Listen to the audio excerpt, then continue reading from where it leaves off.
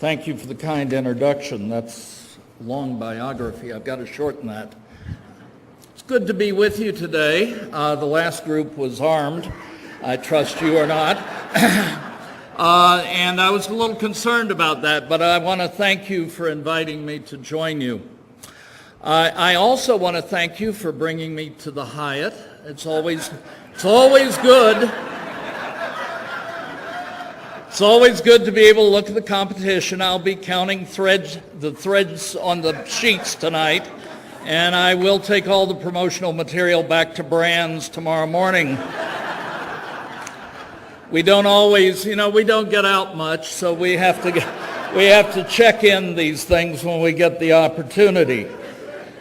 This is really exciting for me because obviously we're in the business together. And you really hold the future of our industry in your hands when you talk about the students you serve. It's important to note that we at Marriott take that very seriously. And while I'm not here to give you an advertisement on Marriott, though I tend to have a hard time finding my team in the audience, hey guys, stand up for a second in case somebody didn't see you.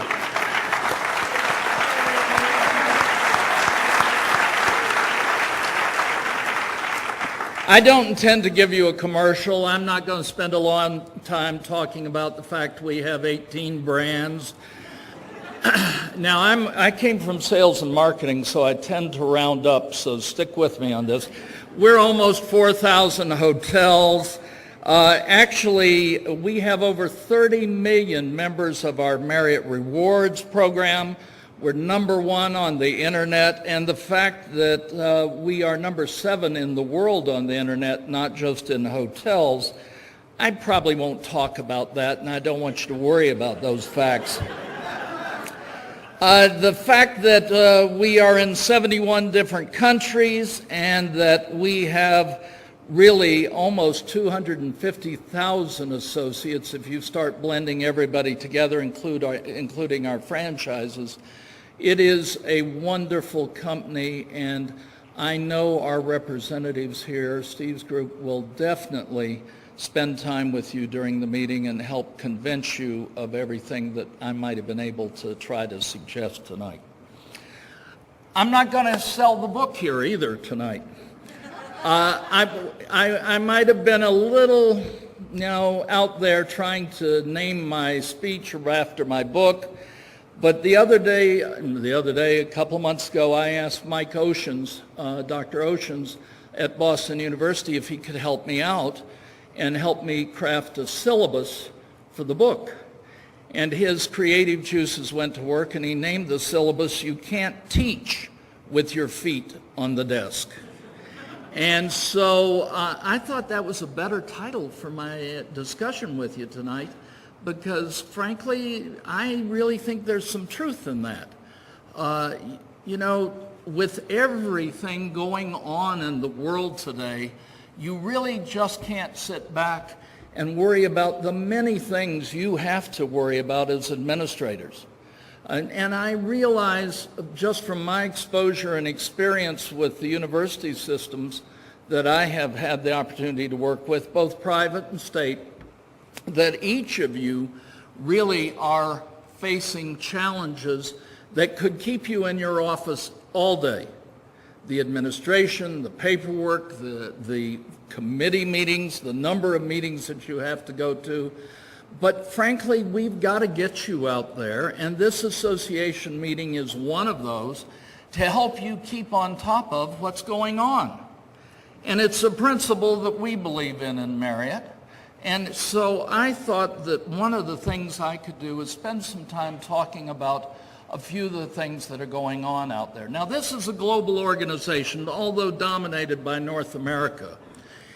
And I could sit here and read factoids to you all night because, as you know, and you're well read and you spend a lot of time keeping up with what's going on out there, there is a lot of change in the wind.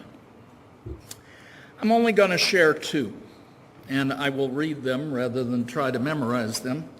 And these 2, I've got a If you ever want to get some of my factoids, send me an email. I'll send you the stack I've got. But these two I picked out because I think they speak a lot on what we're facing.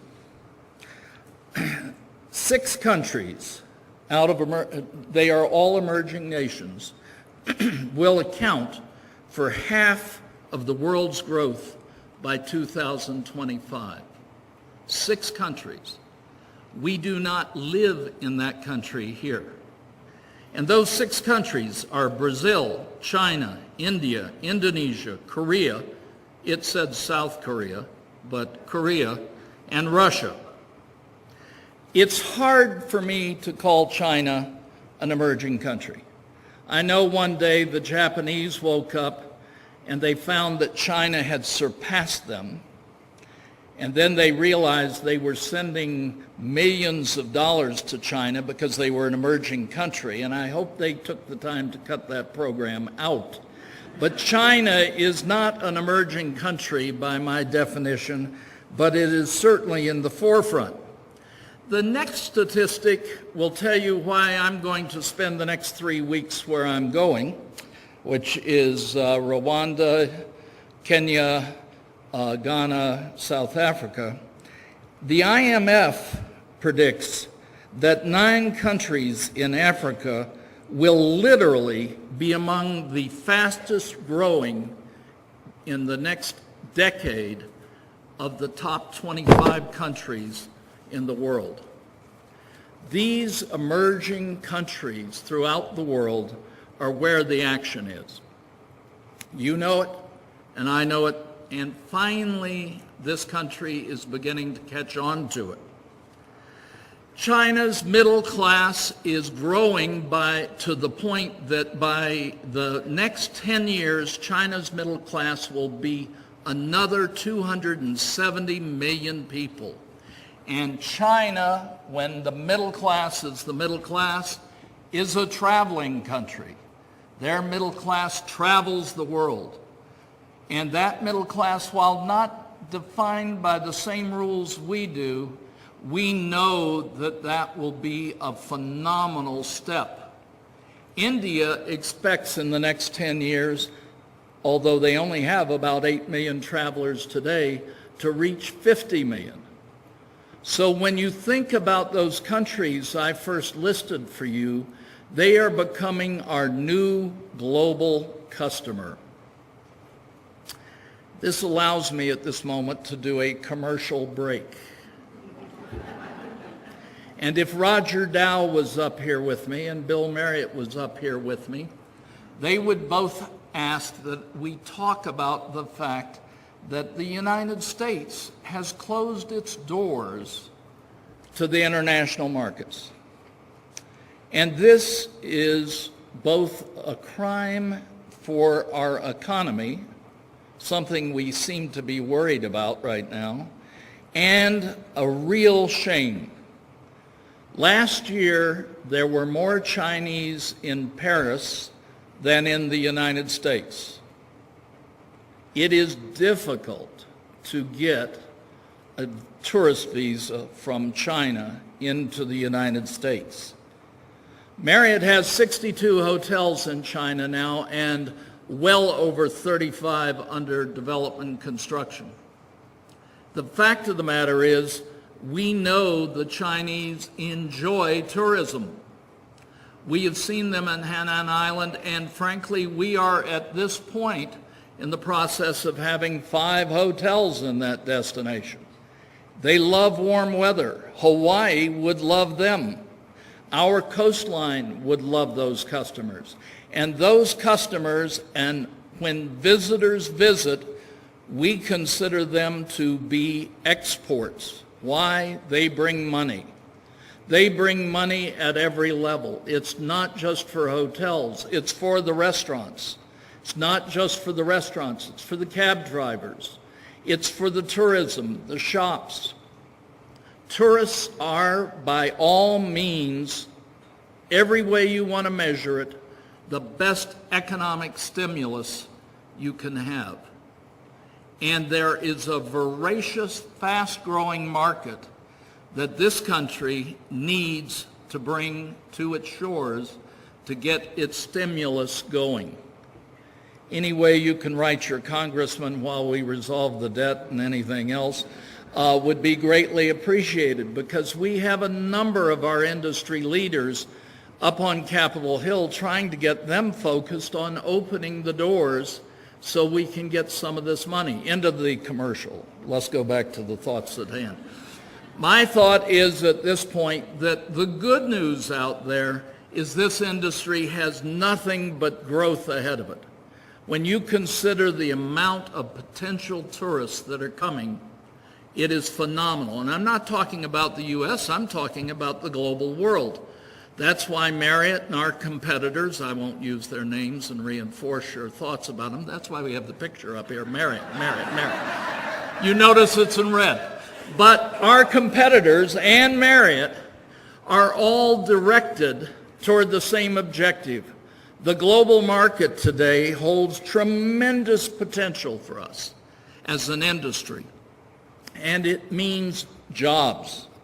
It means opportunities. And in my mind, it has challenges, but the challenges are just part of the picture. The opportunities far outweigh it.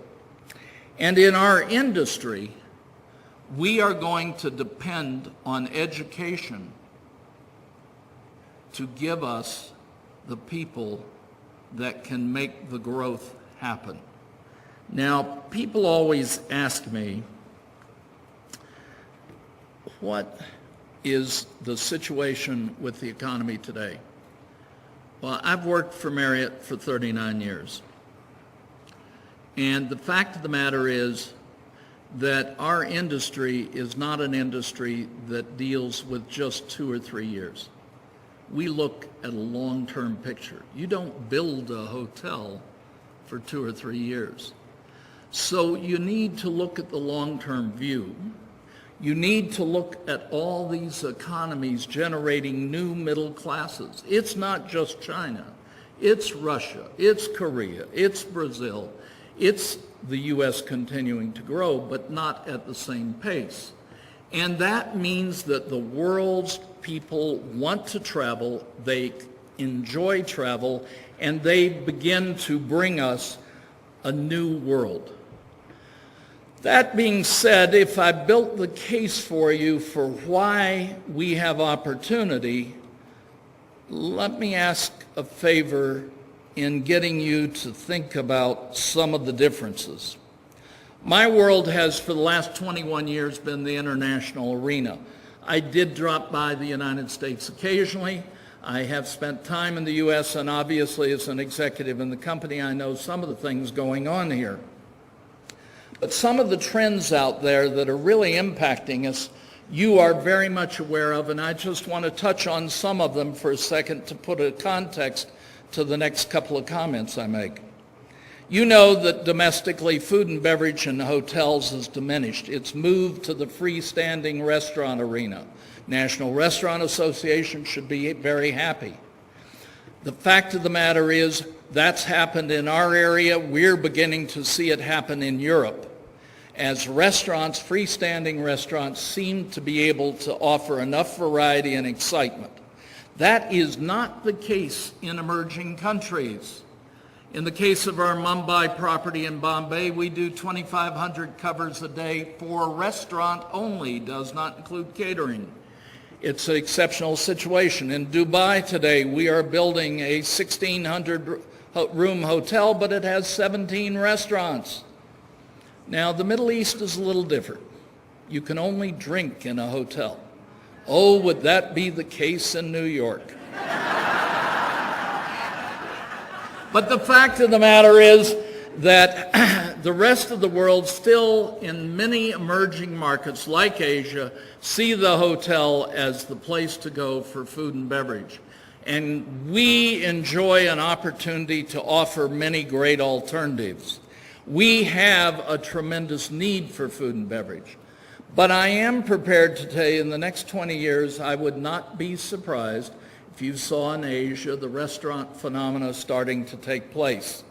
Not too concerned about the Middle East and Africa, because as long as the alcohol rules are there, we're going to be just fine in the hotel side of the business, and I think that will continue. But at the same time, the other major change is the move of ownership.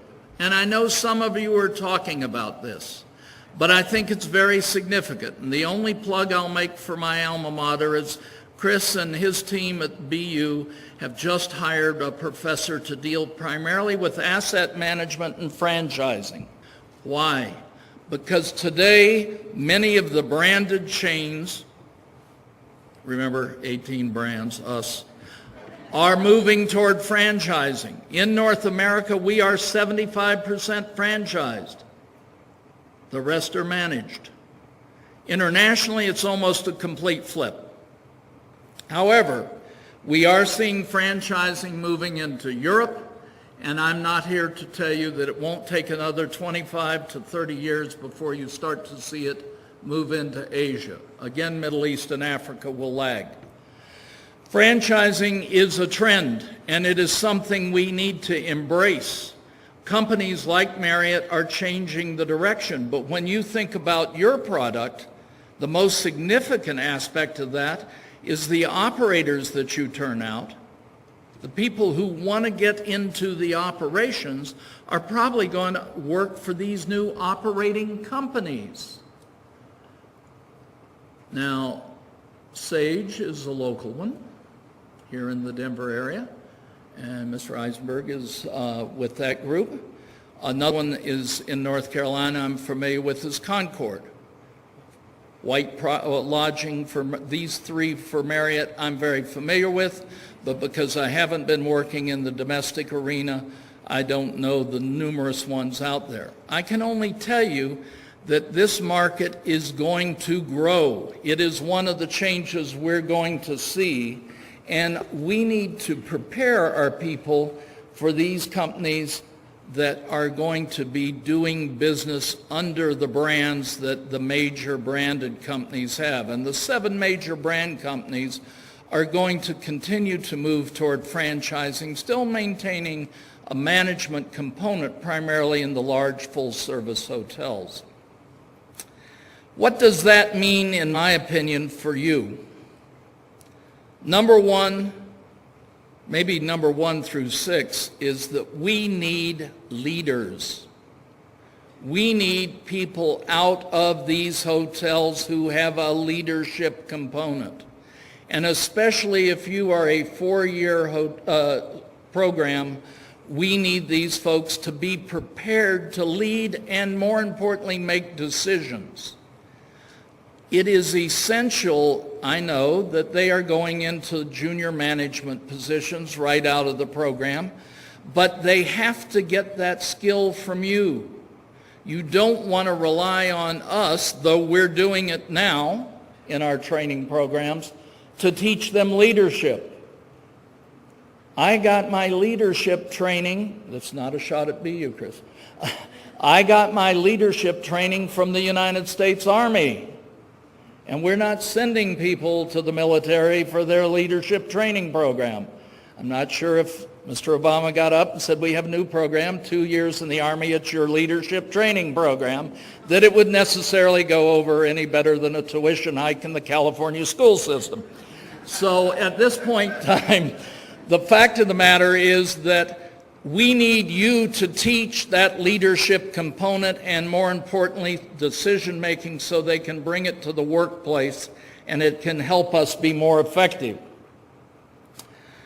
You need to concentrate on the fact that people are going to work for these companies that I mentioned earlier and often not work in the large chains initially when they come out of your program for operations in North America. This means that they have to have some entrepreneurial skills because these companies do not have huge bureaucratic organizations. Now I will list our competitors, but I've got to resist that. But don't have the bureaucratic organizations that a large brand company does. And they need the ability to be fast, equipped, and ready to grow in those companies. And in North America, in the franchising environment, and soon in Europe, That's going to be critical. The other area that I think is important is that we need to have more global students in your programs.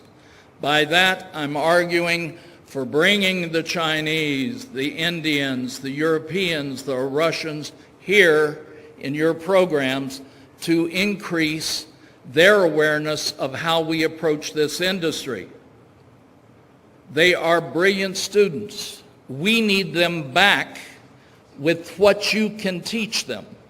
Part of that, and I know the folks that I've worked with understand, part of that is to give them part of the American culture, but part of it is to learn what you can give them that they're not going to get in their local education system in their home country.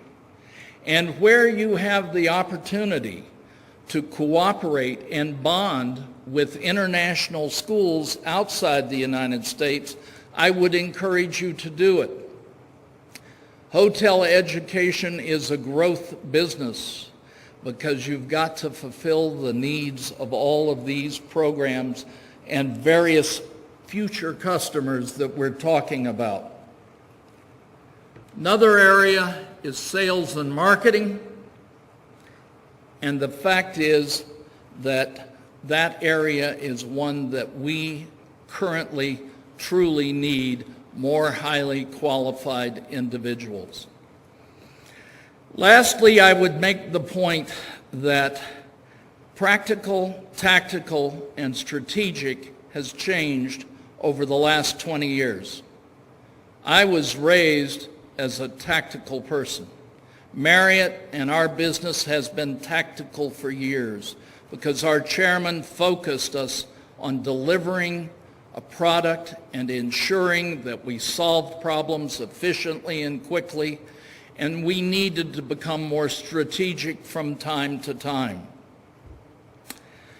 I do believe that if individuals want a career in the global brand companies, they need to get master's degrees, especially in the areas of finance, marketing, brands, and the like, to be better prepared to handle some of the strategic issues available to them. That doesn't mean that everybody has to break out and be a master's candidate. Operations is equally important, and operations can lead to higher education, but clearly if they're going to work for the brands companies, they're going to need to have that. Now, I've had that serious discussion for the last 5 years with a lot of students that have come to me. And a lot of students say, well, then I guess I better go get a master's. And I said, whoa, whoa, whoa, whoa. I said, hold on. How many corporate jets does Marriott have? They said, I don't know. 1. I said, how many of our owners of these small operating companies have corporate jets? I said, virtually all, and they're bigger than our corporate jet. There is money to be made in these operating companies. Don't be confused. These folks are making lots of money. There are careers to be made in the operating companies. Not everybody needs to go work for the big brand company. But there is so much opportunity in our industry. We don't all need to rush to be working in the largest company in the world. So I am a proponent of that. And I would suggest that as you work with your students, that you continue to emphasize the fact that we have a common need to develop exceptional individuals. The quality you put out is the important factor. It's not the cost of the tuition, it's not the cost of the professor, it's the quality, the energy that your faculty engenders in these students and the excitement and the culture that they come out with. Which leads me to the topic I shared both with the FBI Academy, who was armed, and I want to share with you, who are hopefully disarmed. We talk about culture. It's a topic that's coming up more and more every day in business, not just the hotel industry. Your schools have a culture. Your institutions have a culture. We don't often spend time studying it, but we all have it. It is essential whether you are a police operation in Kirkland, Missouri, or whether you're the Los Angeles Police Department, or whether you're a hotel, or whether you're a company, to have a culture. Something we're extremely proud of in Marriott, and I think you guys will agree with me, is that our culture has been one that we have nurtured for years, and was something that Bill Marriott singularly believes sets us aside from other companies. There is payback for this, and I'll give you an objective view of that in a second. I do have to talk about Marriott to give you an example. And one of our CEOs of one of our fine competitors, one of the big ones, rode with me on a flight one day, and he said, you know, my biggest challenge is to instill a culture in my company like Bill Marriott has in his company. It is essential that you have that same focus on your program. It's essential that you make your graduates conscious of the importance of it, because culture ties to leadership. And culture, in this case, also is a factor in the global world. And yes, I talk about the global world and the need to understand culture, but today I'm talking about the company culture. And it's as essential that you take those values. Now, let me give you some examples. Marriott, 18 brands, we have something we call brand promises. And you've hopefully experienced it. You go into a Ritz-Carlton, and there are ladies and gentlemen serving ladies and gentlemen. That's part of their brand promise. And you go into a Marriott, and hopefully you experience the friendliness, the warmth. You feel like you're at home. And while we're still rebuilding our Renaissance brand, you walk into Renaissance, and hopefully you are going to feel an edginess, a difference, a youthful, exhilarating feeling, something that is not consistent, but is consistently inconsistent. And those are all built in our brand promises. What overrides those 18 different brand visions and promises is our value system, our culture. Marriott people have heard this ad infinitum. Take care of the associate, they'll take care of the customer, and they'll keep coming back. We have been telling our associates that story for almost 50 years. And we all tell the story. That is part of the principle. And a manager in Marriott knows that they have an accountability to take care of their people. And if they fail to do that, that is job number one, and something that they get retrained on very quickly.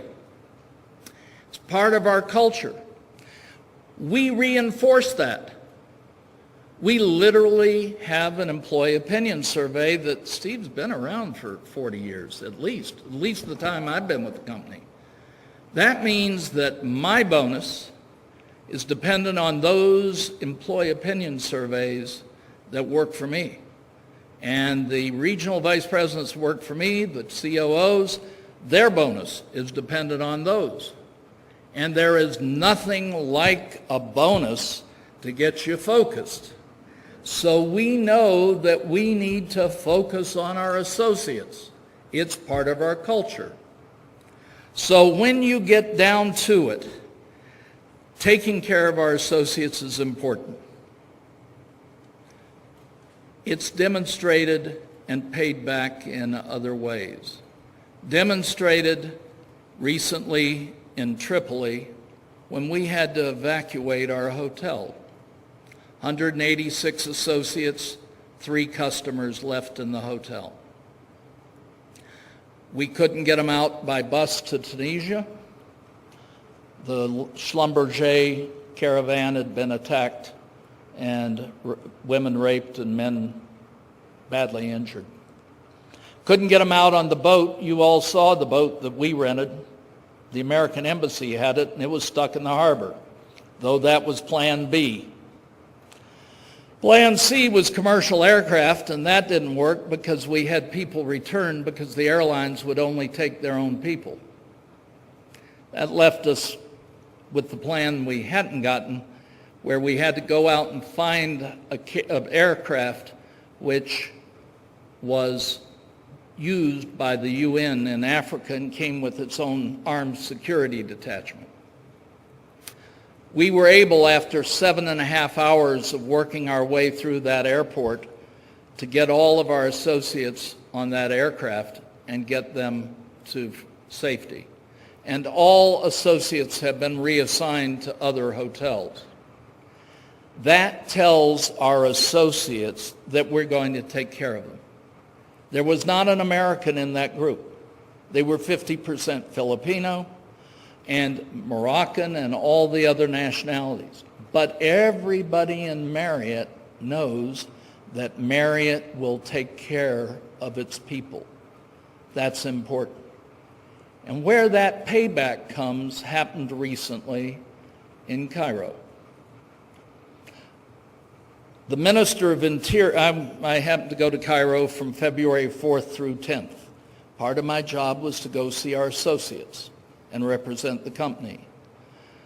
One of the things that had happened was the Minister of Interior pulled the police off all the hotels and out of the city for reasons that we could spend hours on. And when they did, that left our gates unguarded with arms. Our security are not armed in Cairo. And as a result, we had people howling because we had 500 media in our hotel, except for Anderson Cooper, who was going, I'm in an undisclosed location. By the way, he was in the Ramses Hilton. I know what the room looked like. But the fact of the matter is, the rest of them were all in the hotel. And while they were there, we had to protect them. This is where it all comes back. We had guards with nobody behind them, no arms. We had howling crowds outside the gates. Our culinarians in their white picked up the knives, marched out, and took positions behind the security team at the 3 gates. The housekeepers picked up their brooms and backed up the culinarians. Now, they're not foolish, knives, brooms. But I always tingle when I think about it.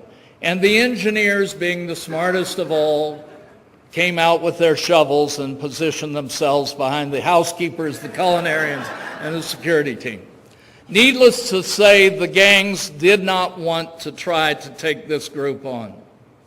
And in 4 hours, the military arrived with their tanks and soldiers. This is what I mean about culture. This is what I mean about people who are not highly compensated, who believe, as 30-year employees in many cases in that hotel, that they believe in the company they work for and the mission and what is important. So hopefully, in our days ahead, we as industry can continue to instill in our associates, and you as leaders and educators can motivate your people for values that we've seen day in and day out. Sometimes, and hopefully they'll never see something like we've seen, but go beyond just what is expected. Thank you for your time. Have a great meeting.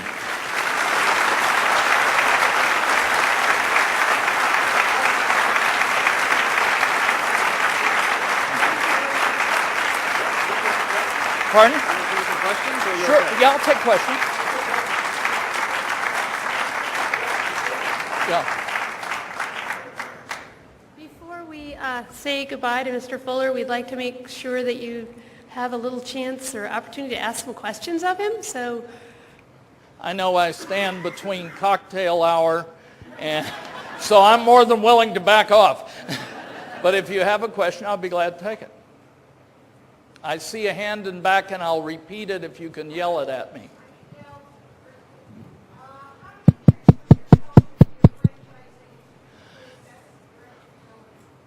That, to me, is one of the biggest challenges we will have, but the brands have been doing this very well in some areas, and we need to improve in others. We're not perfect.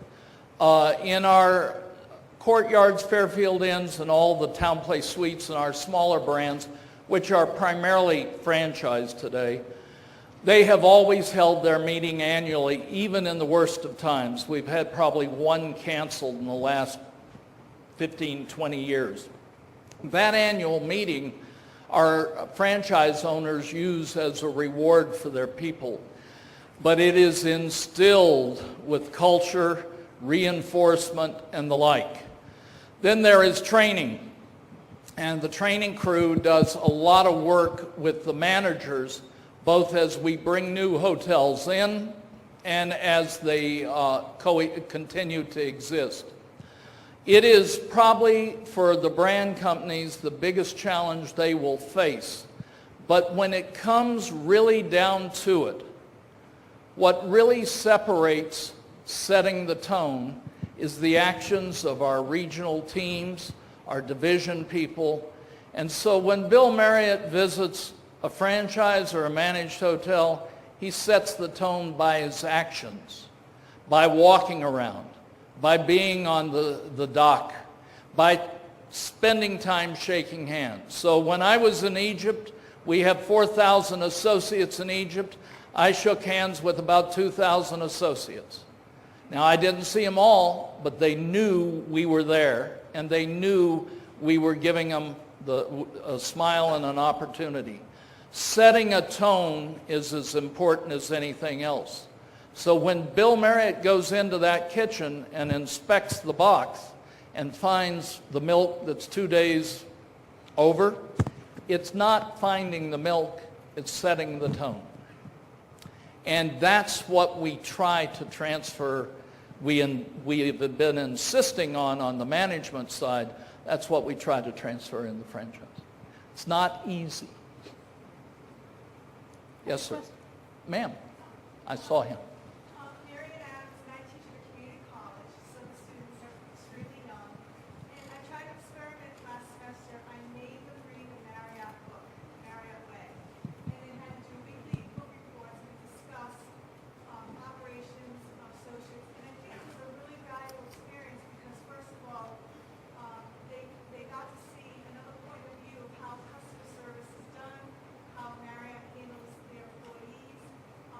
And I just want to say, I wish that book was published because you had to buy it on Amazon.com. It is no longer available. But I will bring that message back, and so will Steve. it was a great experiment to use that book in class as a book model. Well, that wasn't a question. We'll take that as an endorsement. And you can have them read my book when you get a chance. Yes, sir. From University of South Florida.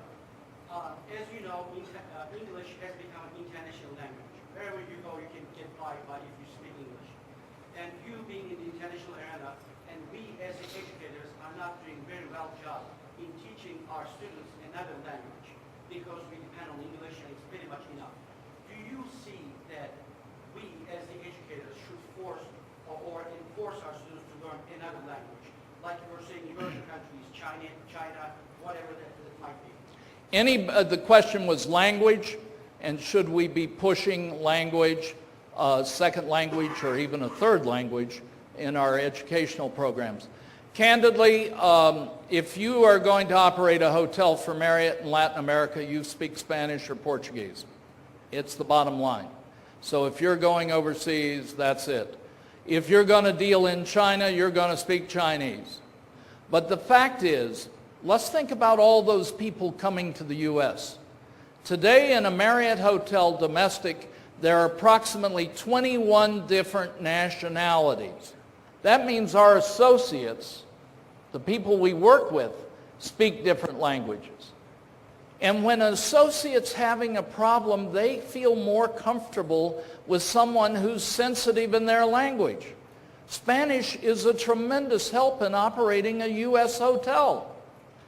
And you know, many of your states don't get involved in this, but California work laws are terrible. And one of the things we learned 20 years ago was that if we use Spanish-speaking managers to work with an injured employee who was Spanish, we had less lawyers involved. I can even make a formula out of that. So there is a need for language in the U.S. There will be a greater need. I have had several of our senior managers try to learn Mandarin at 40. We've had personal counselors. If you have children, if you have friends who have young children, while they are virtually crawling across the floor, start them on Mandarin. Mandarin, Spanish, and English, the three languages of the world. And English is not control the world. I would disagree. We may think it does, but the fact of the matter is we have to deal in other languages. Yes, ma'am.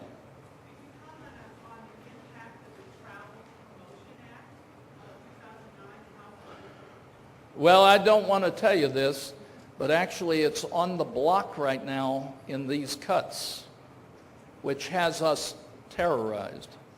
And I feel very strongly about this act. A fellow named Roger Dow, if you may have heard Roger speak, he's great, really was the instigator behind pushing this, and Bill Marriott and a lot of the other industry, now I'll tell you they're good guys too, a lot of the other industry leaders got behind it.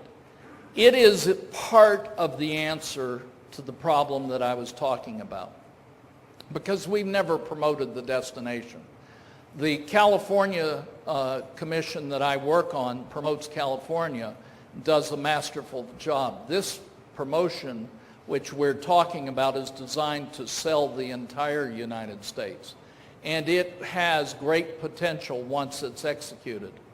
But if we don't solve the problem at the borders, having the best ads in the world is not going to solve it. And if you're an international individual in this room and have ever gotten through immigration in the United States, it is not a pleasant undertaking. The Chinese for the Olympics get my award for the smartest move, because originally when you went into China, your immigration officer had no name tag, just a number. And they treated you that way because you became a number. For the Olympics, they put a little device in front of each immigration officer. And when you liked your process, you hit a happy face. If you didn't like the process, you hit a negative face. Your immigration officer became much friendlier right away. The other example I give is that Thailand put their immigration officers, they took them out during the crisis, but they put the immigration officers in aloha shirts. Let me tell you, it sets a tone. Rather than a Glock and a dark blue uniform that would scare the hell out of me. And so, you know, that's a priority for us. Sorry, I didn't mean to get off track, but the program's great. I just hope it doesn't get cut.